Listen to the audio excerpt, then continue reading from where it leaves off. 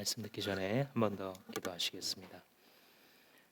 온 세상의 심판자 되시는 주께 우리가 섰사오니 주여 말씀하십시오.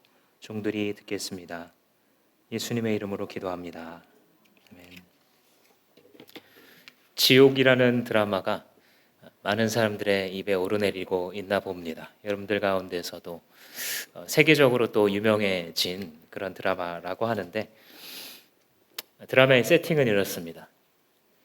어느 날 당신은 몇 날 몇 시에 죽게 되고 지옥에 가게 된다라고 하는 고지를 받게 되면 그 사람은 그때부터 긴장을 하게 되고, 그 시간이 되면 어디에 있든지 이 죽음의 사자들, 괴물들이 찾아와 가지고 그를 데리고 가서 때리고 결국은 죽이고 불로 태웁니다. 그러면서 이러이러한 지옥에 가게 된다라고 하는 환영을 보여줍니다. 그 와중에 이것을 지켜봤던 한 광신도 집단은 사람들의 공포심을 이용해서 사람들을 통제하고 자기들이 원하는 방향으로 사회를 장악해가는 그런 과정을 그린 드라마입니다. 이 드라마를 보는 사람들 중에는 아마도 여러 가지 그런 질문을 던지게 될 것입니다. 지옥이라는 게 정말 있을까? 우리가 죽고 나면 그 끝에는 뭐가 기다리고 있을까? 몰래 죄를 짓고 들키지 않고 잘만 살아가고 있었던 사람들, 저 영화처럼 저렇게 심판을 받지 않는다 할지라도 과연 저들이 결국은 벌을 받기는 받을까? 아니면 저대로 그냥 끝나버릴까? 그들을 만약에 누군가가 심판해야 된다면 누가 심판할 수 있고, 그 심판이라는 것은 어떤 모습으로 이루어져야 할까?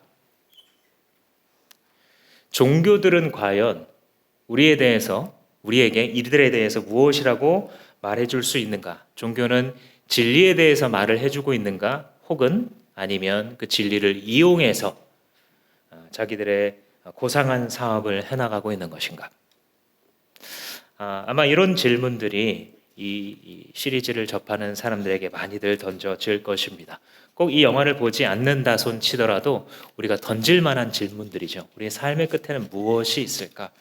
우리 민족의 여러 문화적인 영향 속에서는 전생에 착한 일을 하고 살아가면 그 다음에 좋은 걸로 태어나고, 나쁜 일을 하면 그 다음에 비천한 인간으로, 심지어는 동물, 짐승, 곤충으로 태어난다. 이런 세계관을 가졌었던, 또 한때 가졌던 그런 민족이기 때문에 우리들도 항상 그 끝에 대해서 궁금해합니다.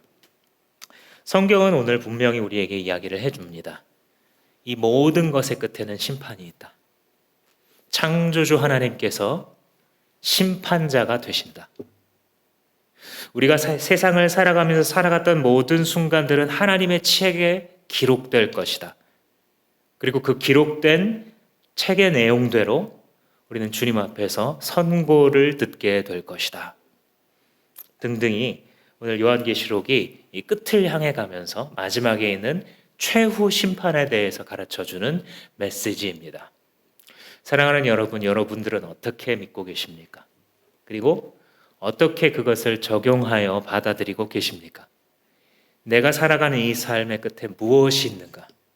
이 세상이 계속 시간이 연장되어 흘러가고 난 그 맨 끝에는 무엇이 우리들을 기다리고 있는가? 오늘 말씀과 함께 주님께서 우리에게 주시는 진리를 깨닫는 은혜가 있기를 원합니다. 7절을 시작할 때에 천년이 끝나면 사탄이 옥에서 풀려나서 곡과 마곡을 미혹하려고 민족들 전체를 몰고 가서 전쟁을 벌인다, 이런 얘기를 합니다. 소위 아마겟돈 전쟁에 대해서 사람들이 주장하고 또 상상했던 것들의 근거 구절이 되는 게 바로 이런 구절들입니다. 그래서 세상이 끝이 되면 큰 전쟁이 일어날 거다, 이렇게 이제 생각을 하는 거죠. 한 30년 전만 해도 미국의 기독교인들은, 상당수의 기독교인들은 러시아가 바로 이 마지막 종말 전쟁을 일으킬 존재다, 이렇게 생각을 했습니다. 구약 성경에 보면 이 요한계시록과 평행구절이 되는 비슷한 내용과 단어를 다루는 평행구절이라 그러는데, 거기에 로스라는 한 지명이 등장하는데, 러시아가 아닌가? 이러면서 두 가지를 연결시켜서 갖다 붙이는, 한마디로 위성숙한 해석이죠. 그게 한때는 많은 교회에 영향을 줬었습니다. 그래서 환란이 7년 동안 일어나고 천년 왕국이 임하고 그 천년 왕국이 끝나게 되면 또 예수님과 모두가 모여서 전쟁을 벌이게 되는데, 그게 핵전쟁이 될지 우주전쟁이 될지 뭔지 모르지만 아무튼 대규모의 전쟁이 일어나게 된다. 이렇게 하면서 여러 상상, 소설, 영화 이런 것들이 쏟아져 나왔죠. 그러나 우리가 지금 계속해서 요한계시록을 바라보고 있는 것처럼 요한계시록의 장르가 뭐라 그랬습니까? 묵시록이라 그랬죠. 현실을 바라보고서는 도저히 이루어지지 않을 것 같은 하나님 나라의 실현이라는 그 소망이 그 어두움 가운데 있고 억눌림 가운데 핍박당하는 크리스찬들에게 환상적인 언어로 설명됨으로써 다시금 확신을 갖게 만드는, 아 그렇구나, 하나님의 나라는 이미 여기 임했고 완성을 향해 가고 있구나라는 것을 선포하게 만드는 그런 장르를 주님이 사용하셨죠. 그렇기 때문에 가장 중요한 것이 상징 언어를 이해하는 것이다 라는 말씀을 여러 번 드렸습니다. 숫자에 있어서 어떤 모양과 형상에 있어서 그대로 해석하기보다는 비유적으로 보아야 되는 부분이 상당히 많이 있다라는 것들을 여러분들과 나눴습니다.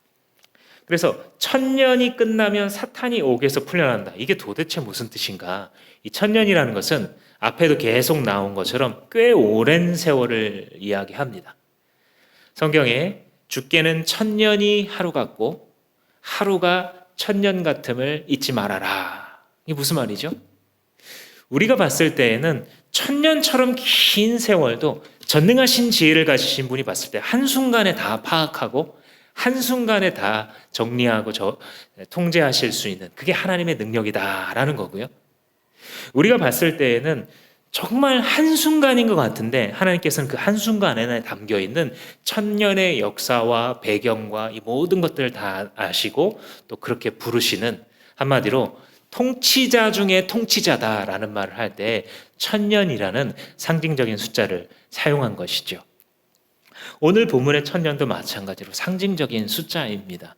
혹자들이 해석하는 대로 실제로 998년, 999년, 천년이 지나면 사탄이 갑자기 나타나는 그런 걸 지금 그리려다기보다는 여러분 항상 저자가 무엇을 이야기하려고 하는지 그 의도를 파악하는 게 훨씬 중요하죠. 그죠? 문맥상으로 보면 요한계시록은 뭐냐면 하나님 나라가 어린 양의 오심으로 어린 양이 임봉을 떼시기 시작하기 때문에 하나님의 나라가 임하기 시작했고 결국은 어린 양이 완성하실 것이다. 이 얘기를 하는 거잖아요.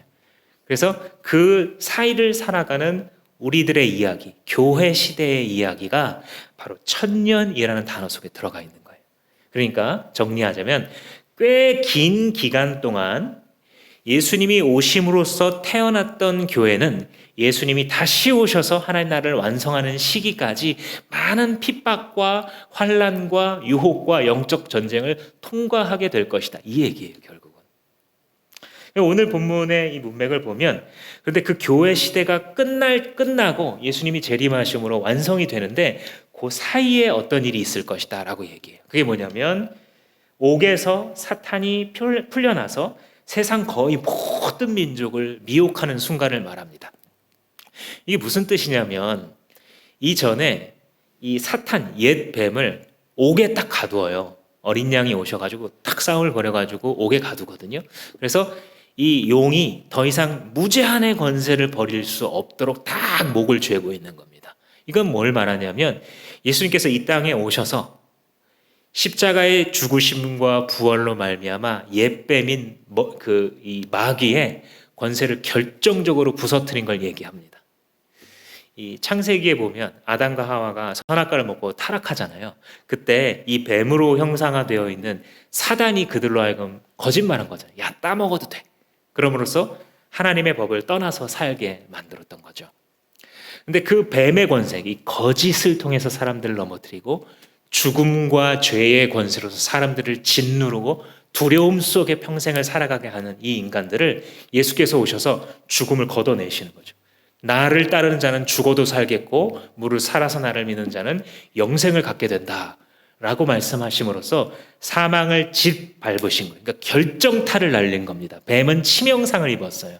그래서 예수의 십자가의 대속의 은혜와 그러면서 많은 사람이 구원받았죠. 그리고 부활하심으로써 모든 주 안에 영생을 갖게 될 자들의 첫 열매, 첫 증거가 되어주셨기 때문에 사탄이 깨갱하게 된 거예요. 그래서 더 이상 복음이 선포되는 곳에서는 이 용이 지 마음대로 사람들의 삶을 흔들 수가 없게 돼요. 그게 바로 교회 공동체입니다. 그게 바로 복음이 선포돼서 그 복음이 가르쳐주는 대로 삶의 목적과 방향을 설정하고 살아가는 크리스찬들의 삶의 비밀이에요. 그래서 이전에는 분명히 정진명이가 죄가 시키는 대로 살았었는데 이제 이 예수의 복음이 딱 들어오고 나니까 이전처럼 똑같은 그가 넘어졌던 말을 하는데 아니 나는 예수님을 따라갈 거야. 비록 또 그 중간에 실수도 하고 넘어지지만 큰 방향이 있어서 아니 내 목숨이 이제 주님 거야. 내 인생은 이제 예수님 거야. 나를 피값으로 사신 주님을 위해서 나는 살아갈 거야. 그러니까 사탄의 입장에서는 더 이상 자기의 통치가 안 통하는 거죠. 이게 바로 옥에 갇혔다라고 하는 상징 언어예요. 무적행이라는 설명을 지난주에 드렸죠. 이 용을 잠시 무적행에 갇혔다가 또 다시 나온다. 이게 도대체 무슨 뜻이냐 이렇게 얘기했는데 무적행에 이 옛뱀이 들어갔다는 뜻은 바로 그거예요. 이전에는 무제한으로 역사하면서 세상의 모든 종교의 인신제사가 드려지는 것처럼 사람들을 자기 마음대로 좌지우지했다 그랬잖아요. 근데 예수께서 오셔서 분명한 생명의 복음을 선포하시니까 더 이상 그게 불가능해져서 제한적인 유혹과 역사만 할 수 있어요. 그게 바로 옥에 갇혔다, 제한적인 활동만 할 수 있다라는 뜻이에요. 그런데 마지막에는 어떻게 된대요? 거기서 잠깐 풀려난다는 거예요. 이 사탄이. 그러니까 이건 우리한테 어떻게 보일 거냐면 이때가 되면 어떻게 보일 거냐면 마치 모든 교회가 다 넘어갈 것처럼 보이는 거예요. 그죠? 이 뒤에 보시면 9절 말씀에 그들의 세력이 지면으로 올라와서 성도들의 진과 하나님이 사랑하시는 도시를 둘러쌀 거래요. 그러니까 이 세력이 훨씬 강해 보이는 거예요. 어떤 일순간에. 그래서 하나님의 성을 다 둘러싸요. 하나님의 성이 뭘까요? 구약으로 말하자면 예루살렘 성을 얘기하겠죠. 하나님의 성전 중심의 그 성. 오늘날로 말하자면 뭐예요? 주님의 교회 공동체예요. 그죠? 주님의 교회 공동체에 주님을 성전 삼고 주님을 예배하는 백성들이 모여 있잖아요. 그러니까 우리가 대한민국 사회를 살아가면서 요즘을 살아가면서 점점 교회 다니는 것을 밝히기가 힘들어지는 세상, 그죠? 점점 정신 차리고 신앙생활하기가 굉장히 힘들어지는 뭔가 영적인 문제가 큰데 뭘 어디서부터 어떻게 손대야 될지 나 스스로도 모르겠고 우리 가정에 지금 우리 목장에 뭔가 손을 대야 되는데 영적으로 뭘 어디서부터 역정해 나가야 될지 감도 안 잡히는 거대한 영적 어두움의 세력에 눌려 있는 것 같은 그런 느낌을 받는 이게 바로 포위당한다는 뜻이에요. 그런데 이때가 되면 교회 시대가 끝나고 예수의 재림이 임하기 바로 직전에 어떤 느낌이 드냐면 온 세계의 지역교회가 다 그런 느낌을 받는다는 거예요. 지금은 이러기도 하고 저러기도 하잖아요. 나라에 따라 문화권에 따라 선교지에 따라 이러기도 하고 저러기도 하는데 마지막 때가 되면 이 악의 세력들이 마치 교회를 다 둘러싸고 이제 교회가 전부 다 넘어가실 것처럼 믿는 자가 한 명도 없는 것처럼 느껴지는 그런 시기가 오게 될 것이다 라는 겁니다. 그러니까 아마겟돈 전쟁은 사람들이 자기들의 육적 상상력을 더한 것처럼 핵전쟁이나 아니면 대우주전쟁이나 이런 어떤 물리적인 전쟁을 벌이는 것이 아니라 영적 전쟁이 극에 달한 것, 그것을 이야기하는 것이죠. 그래서 포위를 당하는데 당하자마자 어떤데요? 9절 하반절에 하늘에서 불이 내려와서 그들을 삼켜버리고 악마와 그들을 따르던 모든 자들을 불과 유황의 바다로 즉 지옥으로 던져버릴 것이다. 그러니까 우리가 느끼고 있을 때는 왜 이러지 큰일 났다 하는데 그때 마지막 심판이 임해서 하나님이 다 끝내버리신다는 거예요. 그래서 잠시 사탄이 놓을 것이다 이렇게 말하는 겁니다. 그 기간은 매우 짧을 것으로 예상이 되죠. 그러니까 하나님께서 그 교회가 마치 이제는 다 집어삼킴을 당한 것 같은 세상과 악의 세력들을 이제는 우리가 더 이상 할 수 없을 그때에 하나님께서 완성하시고 심판하시는 자리가 임할 것이다 라고 얘기를 합니다. 그러면서 이제 11절에 요한이 다시 한번 보좌의 이 환상을 보게 돼요. 우리가 앞에서도 요한이 몇 번 자기 눈을 떠서 딱 보는데 하늘 위에 보좌를 베푼 하나님과 그 곁에 계신 어린 양의 환상을 딱 보잖아요. 그리고 이미 수백 년 전에 이사야가 그 성전에서 봤던 하나님의 보좌가 하늘 위에 둘려 있고 그의 옷자락이 주의 백성의 공동체, 성전을 전체를 덮고 다스리고 있는 이 장면의 환상을 봤잖아요. 다시 한번 보는 거예요. 또. 근데 색깔이 좀 달라요. 보좌에 앉아 계신 그분이 이제 지금 뭘 하고 있는 거냐면 심판대 앞에 딱 서 계시는 거예요. 요한이 본 환상 중에 아마 가장 두려운 환상이 아니었을까 싶어요. 그 심판대 앞에서 뭘 하고 있냐면 사람들이, 자연 만물이, 모든 피조물들이 벌벌 떨고 있어요.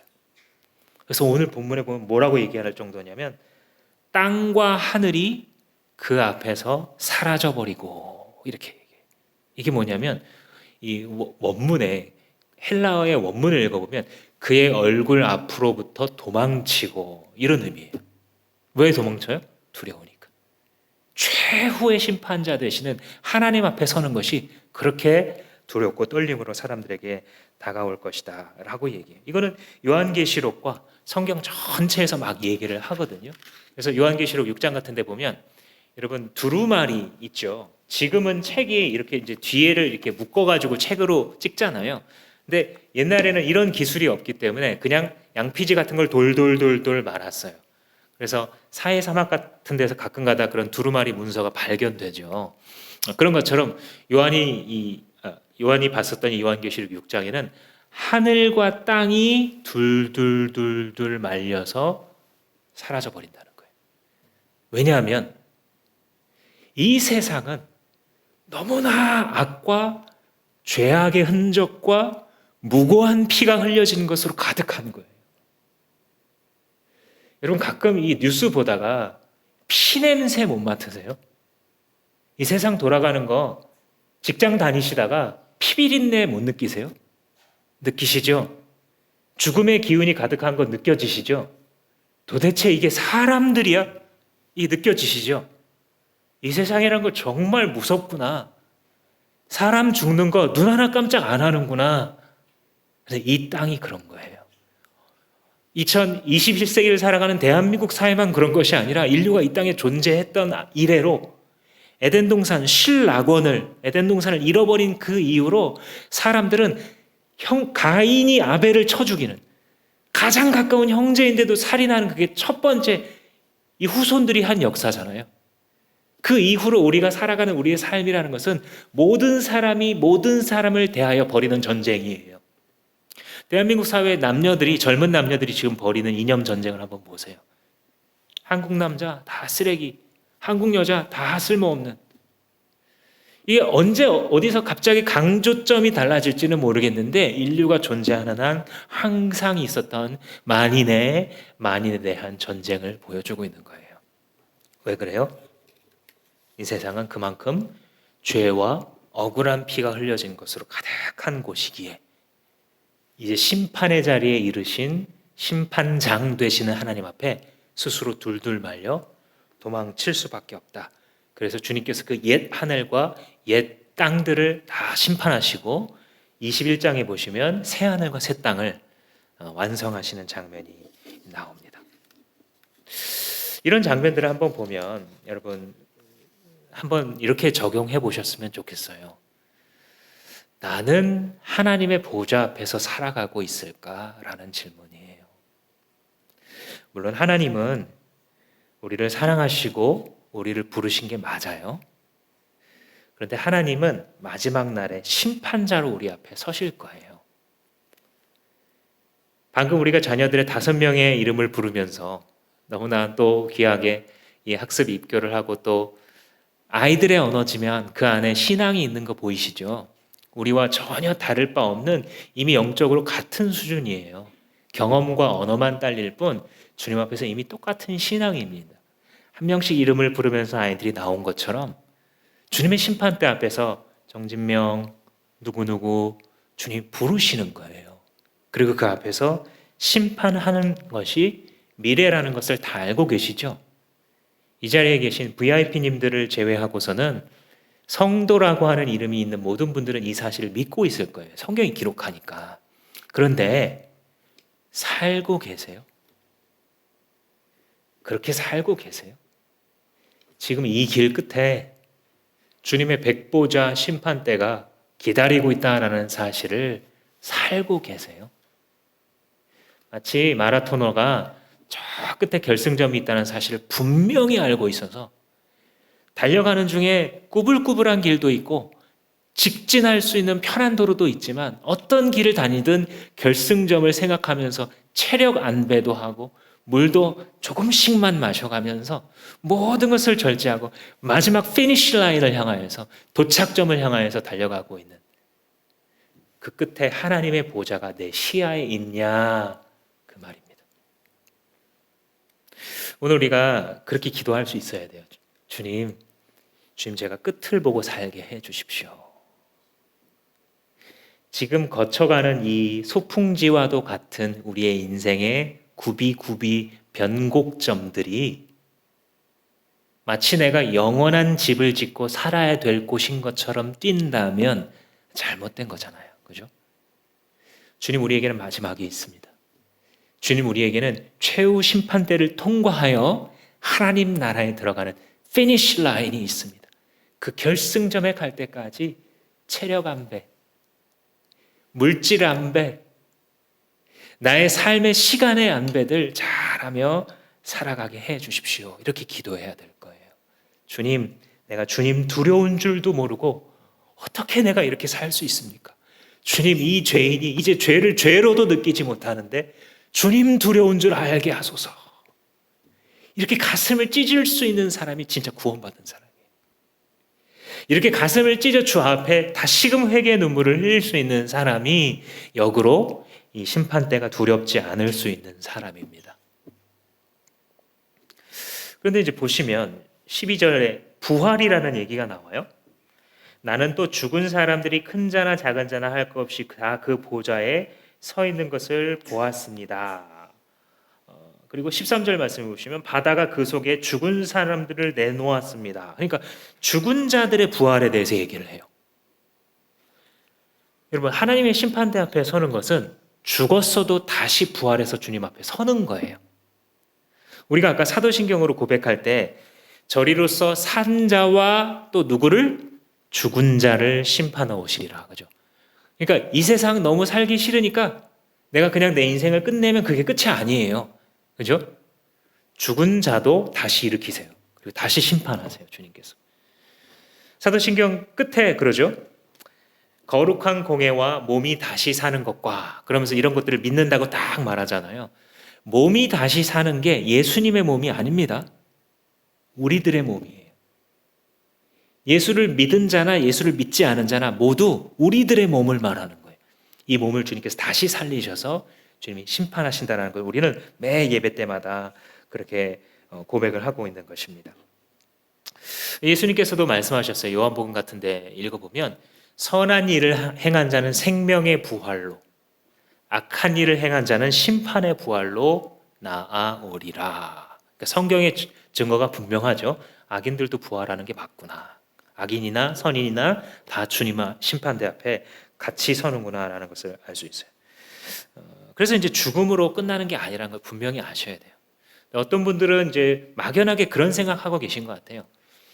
아니 죽고 시체가 썩으면 뭐 몸의 형체가 남아 있는 것도 아닌데 무슨 결국 다 뭐 미생물이 다 먹어버리고 나무 뿌리가 삼켜버리고 더군다나 화장해서 막 뿌리면 바닷물 어디 갔는지도 알 수가 없을 텐데 어떻게 그게 부활하느냐? 여러분 이 과학자들이 원심 분리기라는 걸 사용하는데 이게 뭐냐면 아주 작은 물질, 세포 같은 걸 집어넣어서 빠른 속도로 돌리는 거예요. 그러면 우리 세포라는 게 눈에 보이지도 않잖아요. 사실 현미경으로 봐야 되는데 그 작은 세포가 또 분리가 되는 거예요. 그래서 핵이 분리되고 미토콘드리아가 분리되고 여러 가지로 막 분리가 돼요. 여러분, 피조물도 이 정도예요. 아니, 지금은 뭐 세포 정도가 아니라 DNA의 구조를 다 알고 들어가서 원하는 것만 가위로 자르잖아요. 크리스퍼 가위, 유전자 가위로 잘라서 찝어내잖아요. 집어넣잖아요. 사람도 그 정도예요. 그러면 성경이 말씀하시는 창조주가 정말 계신다라고 한다면 그분이 흩어진 시체의 조각들을 모아서 부활시킬 수 있다 없다? 당연히 있다. 무로부터 유도 만들어내시는 창조주가 오히려 그거 못하는 게 더 이상한 거예요. 나중에 인류의 기술이 발전하면 그 비슷한 것까지 아마 할 수 있을걸요. 그죠? 기억도 다운로드 받아놨다가 클라우드에서 다시 집어넣고 육체에 여러 체세포들을 재생시켜가지고 줄기세포를 뭐 어떻게 해가지고 거기 근처까지 갈 거예요 아마. 하물며 하나님께서 마지막에 악인의 부활 시키신다 안 시키신다? 시키신다. 심판대 앞에 선다 안 선다? 분명히 선다. 이런 것들이 현대인들이 가지고 있는 이점이에요. 불과 한 5, 60년, 100년 전만 해도 크리스찬들이 야 그럼 말도 안 되는 게 어딨냐 하고 세상이 공격하면 이게 되게 할 말이 별로 없었어요. 그렇지, 좀 허황된 것 같기도 하고 죽었는데 어떻게 다시 살아나나. 근데 과학이 발전되면 발전할수록 화성에 갔다 오는 게 이제 공상과학 얘기가 아닌 거예요. 그냥 현실이 된 거잖아요. 그러다 보니까 사람들이 성경에 있는 이런 창조주의 능력을 묘사하는 구절들을 볼 때에 그럴 수 있겠구나 이해가 훨씬 빨라요. 현대인들. 우리도 이 정도 하는데 하나님은 어느 정도 되겠는가, 그죠? 그런 묵상을 자주 하면서 성경을 읽어보세요. 그래서 그런 모든 사람들이 다 죽음 후에 심판을 받게 되는데 그 중에서 12절 중간에 큰 자나 작은 자나 할 것 없이 다 선다. 키가 크고 작은 걸 말한다기보다는 큰 자나 작은 자나 다 심판받는다는 것은 나라 하나를 다스릴 정도의 영향력을 가졌던 사람이나 아니면 자기가 영향을 줄 사람이 거의 한 명도 없는 자기 혼자 조용히 살다가 간 사람이나 다 상관없이 그 뜻이에요. 그죠? 유명하고 영향력이 큰 인생을 살았건 전혀 남에게 알려지지 않은 조용한 시골의 인생을 살아갔건 모두 다 예외 없이 주님의 심판대 앞에 서게 된다. 성경이 뭘 강조하려는지 아시겠죠? 이 법정에서 예외란 없다. 이 재판정에서는 피할 수 있는 구멍이래야 존재하지를 않는다라는 뜻입니다. 12절 끝에 가보시면 책을 열었다 이런 얘기를 해요. 책을 펴놓고 또 다른 책 하나를 펴놨다 이렇게 얘기했는데 여러분 책을 우리가 열잖아요 집에서. 그럼 그 다음에 뭐 해요? 이걸 보고 읽잖아요. 하나님의 책이 열렸다라는 것은 누가 읽는 거예요? 그 책을? 하나님이 읽으시는 거예요. 심판주께서 이 책에 기록된 걸 막 읽으시는데 그 내용이 뭐라 그래요? 죽은 자들이 자기 행위를 따라 책들에 기록된 대로 심판을 받는데요. 우리의 인생을 읽으시는 거예요, 주님이. 왜 읽으시냐면 빼도 박도 못하게 하려고. 우리가 어떻게 살아왔고 하나님 앞에 어떤 죄를 지었고 생명의 삶 할 때 배우시죠? 죄라는 것이 세상이 정의하는 어떤 막 파렴치하고 잔인한 것을 해야 그게 죄가 아니라 하지 않은 것도 죄. 선인 줄 알면서 하지 않은 것도 죄고 무법 자기가 중심이 되어서 세상 모든 걸 판단하려고 했던 그 죄. 하나님을 인정하지 않는 죄죠. 이 죄는. 이런 모든 것들이 죄라고 했는데 그것들을 적어 놓은 책이에요. 이 단어에 보시면 책들이 있고 또 다른 책 이렇게 돼 있어요. 하나는 복수고 하나는 단수거든요. 책들은요 비블리아예요. 이 헬라어로 하자면. 그리고 책 단수로 표현된 건 비블리온이에요. 여러분 뭐 에반겔리온 뭐 이런 거 들어보셨죠? 끝에 온자가 오면 헬라어에서 중성 단수를 말해요. 딱 하나 한 권이란 뜻이에요. 비블리아 이건 이제 복수할 때 쓰는 어미인데 책이 여러 개가 있는 거예요. 근데 비블리온 이거 한 권의 책은 뭐라고 나와 있냐면 생명책이래요. 여기에 내 이름이 적혀 있으면 영원히 하나님 나라에 속하는 거예요. 근데 다른 책들, 여러 권의 책들은 뭐냐면 우리들의 삶과 행위가 다 기록되어 있는 거예요. 그래서 거기에 기록된 대로 심판을 받는다는 거예요. 여러분, 가끔 이 재판의 결과를 뉴스로 우리가 들을 만큼 어떤 큰 사건들을 볼 때 어쩔 때는 잘했네, 재판 잘했네 이런 것도 있지만 현대사회에서 상당히 많은 경우에 어떤 경우 있으세요? 이거 판사가 도대체 무슨 생각으로 이런 판결 내렸나 이런 생각 해본 적 있으세요, 없으세요? 있으시죠? 도대체 이런 나쁜 놈을 6개월 그것도 집행유예? 세상이 어떻게 돌아가라고 이렇게 판결하는가 이런 생각 드시죠? 물론 판사로 섬기시는 분들도 어떤 이미 입법이 돼 있잖아요. 자기 법을 만들 수 없으니까 그 한계 안에서 얼마나 고심하면서 하겠어요, 그들도. 그러나 어찌됐든 이 재판의 결과를 지켜보는 국민들의 마음속에서는 공정하지 않다. 이게 무슨 법이냐? 이런 법을 가지고 세상을 어떻게 나쁜 거를 제거하고 좋은 거를 권장하는 사회를 만들어갈 수 있는 막 속이 답답할 때가 있는 거예요. 그리고 그 안에는 수많은 이 권력들이 들어와서 좌지우지할 수 있는 영역이 지금도 있어요. 그죠? 지금도 보이는 거예요. 유전무죄, 무전유죄. 힘이 있는 자는 큰 죄도 작게 되고 힘이 없는 자는 작은 죄인데도 크게 처벌을 받는 것 같은. 이렇게 되면 사람이 너무너무 억울한 거예요. 너무너무 억울한 거예요. 사람들이 이런 정의가 이루어지지 않는 것 같을 때에 정말 사람이 참 살기가 힘들거든요. 우리가 인생을 살아가면서 때로는 어떤 이 법적인 일에 휘말릴 때가 있어요. 그때 하나같이 하는 말들이 피가 마르는 것 같다는 거예요.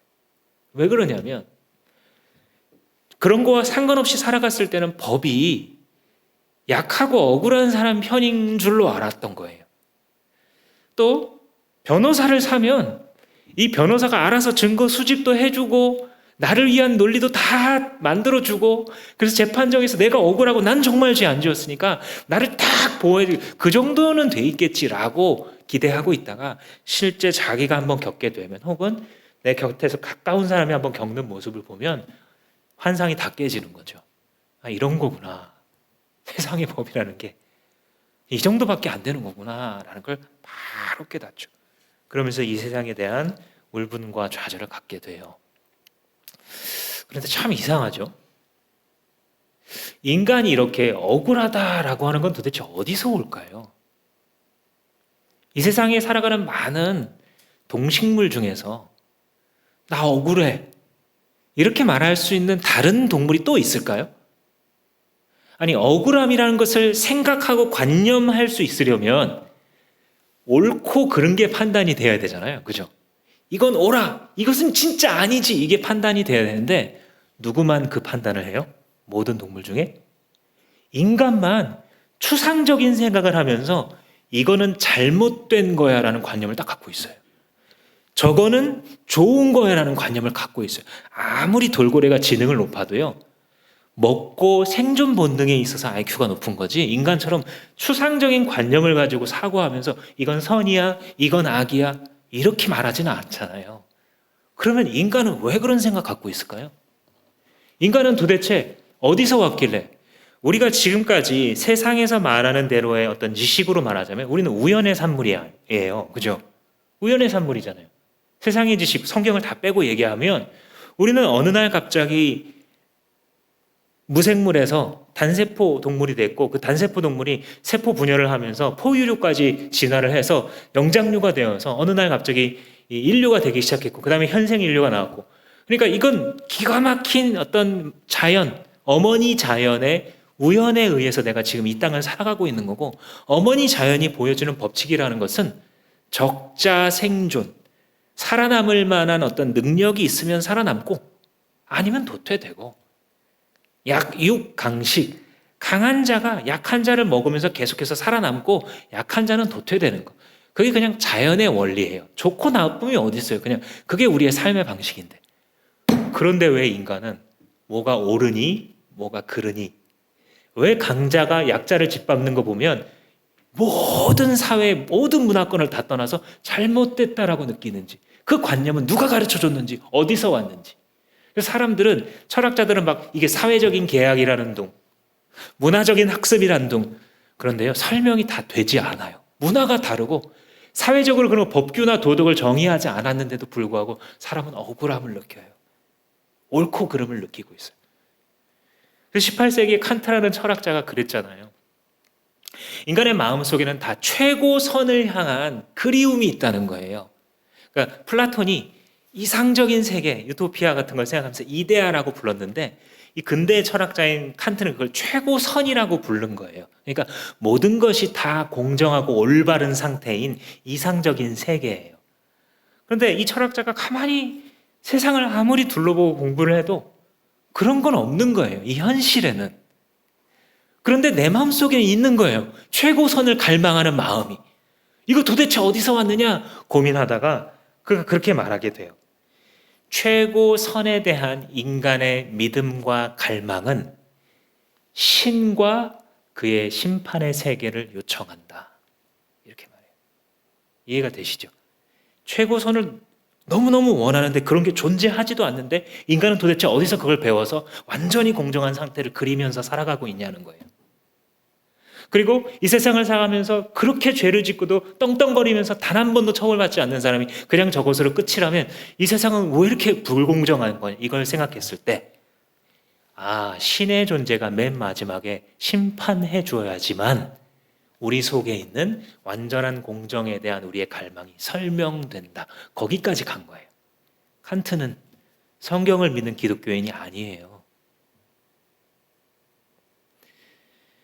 예수님을 만나지 못한 사람도 삶에 대해서 진지하게 성찰을 해봤더니 인간 안에 있는 이 정의에 대한 그 그리움이 어디서 온 건지 설명할 수 없다는 거예요, 신이 아니라면.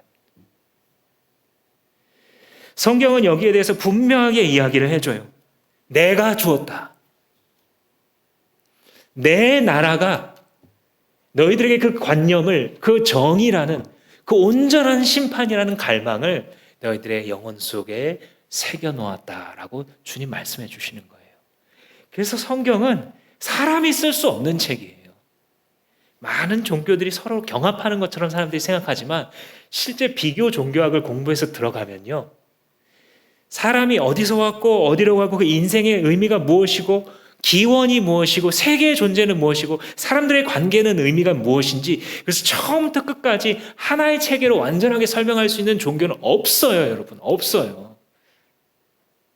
구멍이 그냥 숭숭 뚫려 있어요. 성경을 정말 진지하게 읽다 보면 마치 기독교를 파괴하기 위해서 성경을 읽다가 주님 앞에 무릎 꿇고 배너라는 작품을 썼던 이 앤드류 웰 소설가처럼 하나님의 말씀을 읽어가다 보면 하나님께서 우리에게 주신 이 세계와 이 세계를 주님께서 어떻게 다스리시고 심판하시는 것이 공의로우신 것인지에 대해서 동의할 수밖에 없게 됩니다. 그러면서 이제 14절, 15절 이 마지막 부분에 보시면 불못이라는 개념이 나와요. 사망과 지옥이 불못에 던져진다. 이 지옥이 왜 불못에 던져지느냐?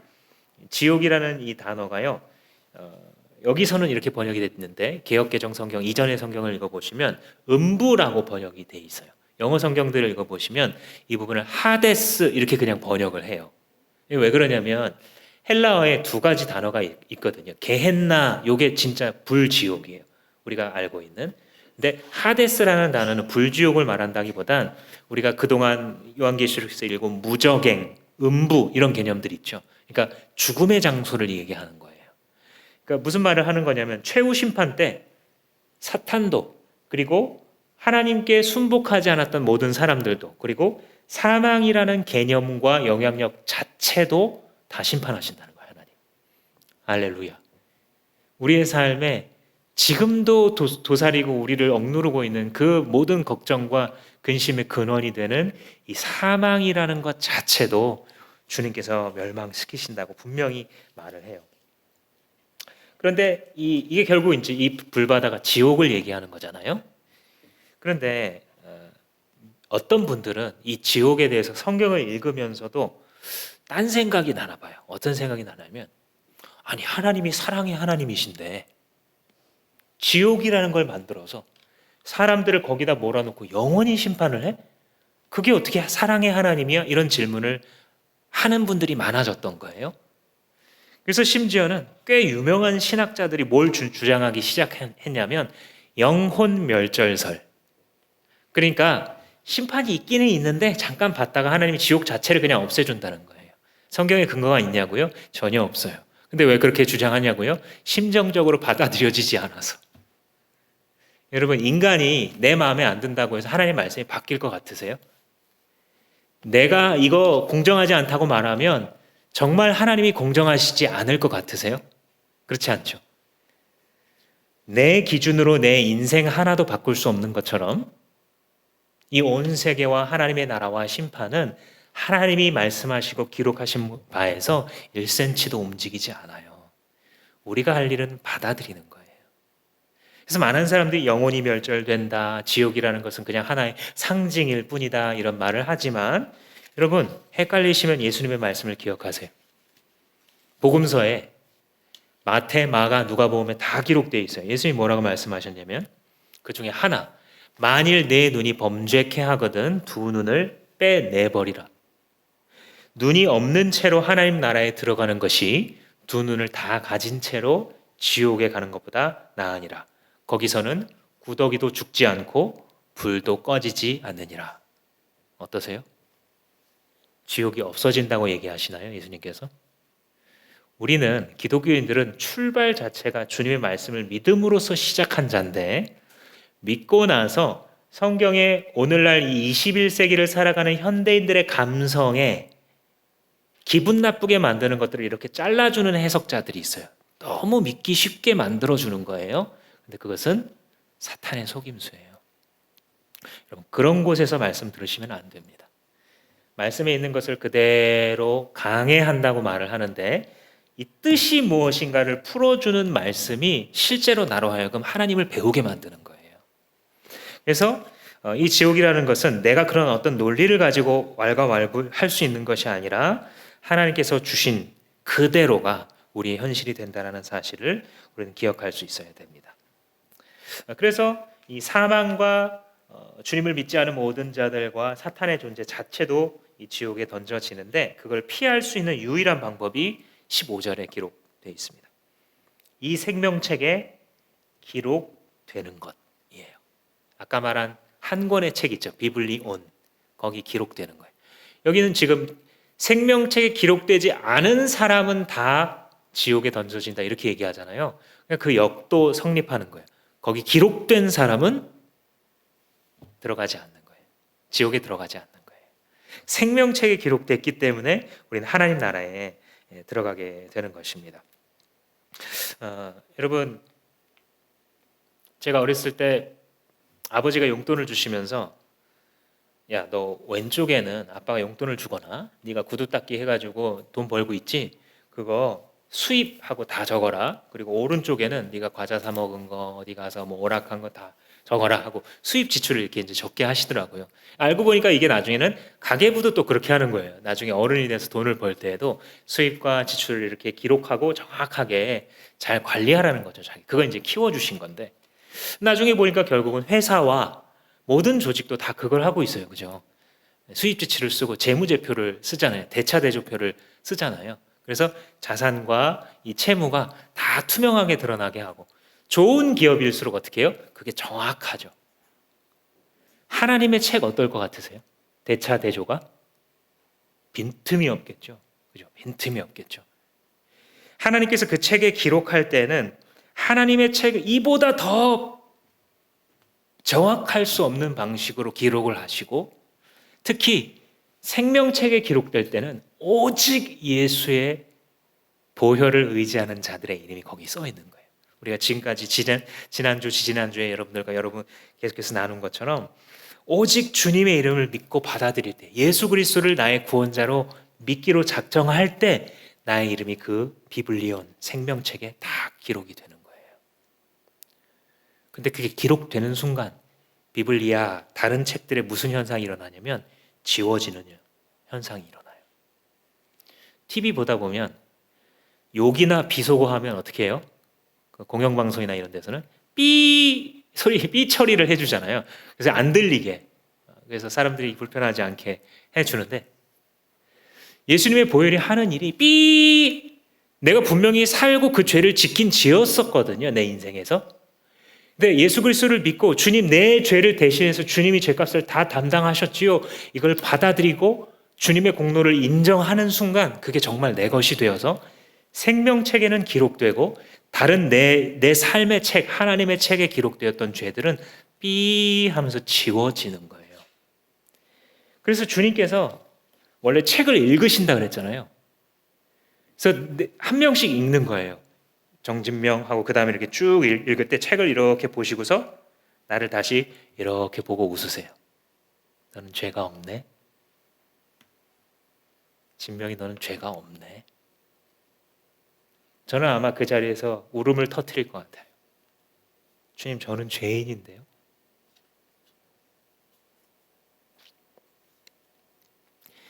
우리가 아마 주님 앞에 섰을 때 아마 말을 잘 못할 수 있어요. 주님, 저는 이렇게 큰 죄인인데 주님, 왜 죄가 없다고, 그 책에 왜 내 죄가 안 써져 있냐고 또 물어볼 거예요. 그때 주님이 말씀해 주실 거예요. 아, 내 아들 예수 때문이야. 내 아들 예수가 이미 너가 받아야 될 형벌을 다 받았어. 너는 죄가 없는 사람이지. 주님께서 이렇게 말씀해 주세요. 그렇게도 지겹게 우리를 넘어뜨리려고 하는 죄와 사망의 권세가 힘을 쓸 수 있어요, 없어요? 심판대에서 쓸 수 없어요. 그러므로 그리스도 안에 있는 성도 여러분, 기뻐하고 즐거워하십시오. 여러분 이미 다 받으셨습니다. 당신의 영원이라는 생에 있어서, 지금 이 땅에서의 생과 하나님 나라에서의 생을 합친 그 영원이라는 생에 있어서 다 받으셨어요, 이미. 무엇을 더 받아야 되는 것이 아니라 가장 중요한 것을 다 받았어요. 다른 모든 것이 패키지로 들어있는 하나님의 나라와 의를 따라가면 다른 모든 것들이 해결되어지는 그것을 이미 받으셨어요. 그 열쇠를 이미 받으셨어요. 우리가 할 일이 무엇이에요? 기뻐하고 즐거워하는 것이에요. 우리가 주님께 드려야 될 것이 무엇이에요? 감사와 신뢰예요.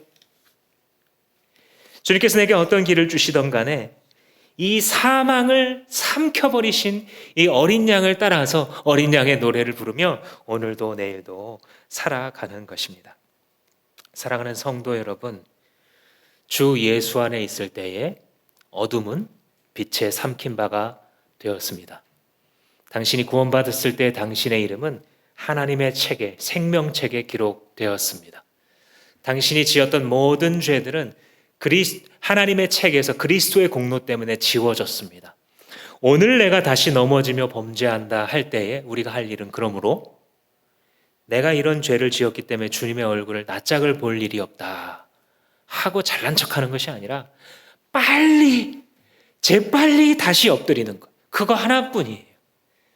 주님, 나에게 다 주셨는데 나는 이렇게 내 육신의 소욕을 따라서 아직도 살았네요. 주님, 내 가슴을 찢으며 주님 앞에 다시 나아갑니다. 이것만이 주님의 책에 이름이 기록된 사람이 할 일입니다.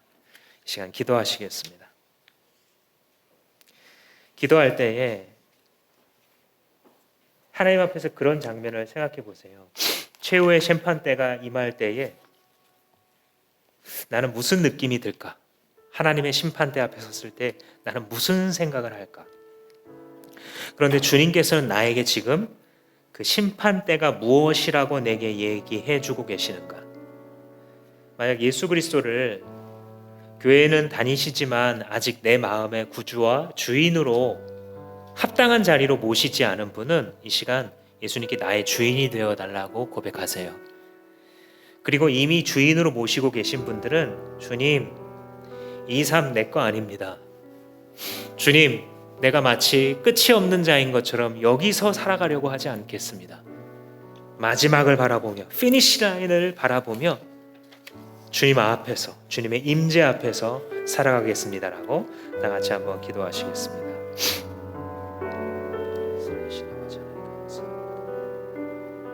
믿음으로 여기까지 오게 하셨습니다. 믿음으로 시작하였으니 육체로 마치겠습니다. 아버지여, 그렇지 않을 것입니다. 주님, 나는 죄와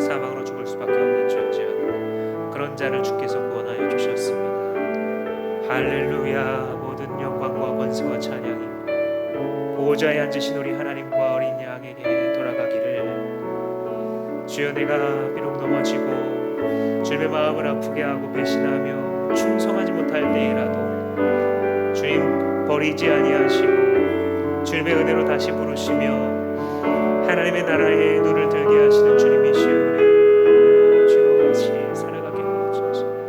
아버지, 마지막 때를 향하여 갈 때 주께서 주시는 은혜 속에 살아가는 모든 주님께 성령을 드리게 하여 주시옵소서. 주시옵소서. 온 세상의 심판자 되시는 주님 앞에 설 때에 우리에게 두려움이 없다면 주님, 그것은 어린 양 예수 그리스도의 공로임을 고백합니다. 주님, 이 시간도 그 공로 의지하여 담대히 주님께 구하오니 주님, 죄인 오라 하실 때에 나를 불러 주시옵소서. 나의 죄를 사하시고 영원한 불못에서 심판받을 수밖에 없었던 자를 하나님 심판의 책에서 이름을 지우시고 생명의 책에 기록하셨으니 주님, 나는 영원히 주님의 소유되었습니다. 이생이라는 기회를 주셨을 때에 하나님, 몇십 년 남은 순례의 길을 걸어갈 때에 하나님, 이 진리를 붙잡고 기쁘고 즐겁게 주 앞에서 이 세상 살아갈 수 있도록 축복하여 주시옵소서. 예수님 이름으로 기도합니다. 아멘.